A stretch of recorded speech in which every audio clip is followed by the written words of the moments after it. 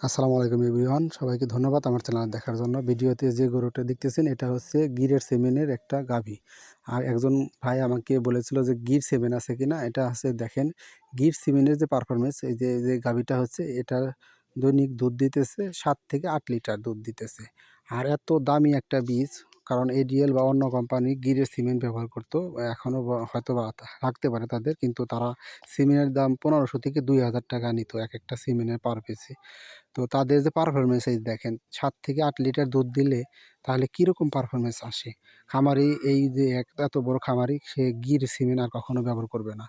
আর এছাড়া আমাদের হলস্টেইন জাত বা জার্সি এগুলিতে অনেক দুধের কোয়ালিটি বেশি হয়। এই দেখেন এটা হচ্ছে হলস্টেইন ফ্রিজিয়ানের ক্রস, যে গরুটা দেখতেছেন ওটা হচ্ছে দৈনিক ১২ লিটার সকালবেলা দুধ দেয় এবং বিকালেও দুধ দেয়। আর এই যে ছোটো ছোটো গাভী দেখতেছেন এগুলো হলস্টেইন ফ্রিজিয়ান, এগুলোও দুধ দেয় ভালো কোয়ালিটি। তো আপনাদের বলবো যে আপনারা ভালো জাতের সিমেন্ট ব্যবহার করেন এবং ব্রাকের সিমেন্ট অবশ্যই ব্যবহার করেন। ধন্যবাদ।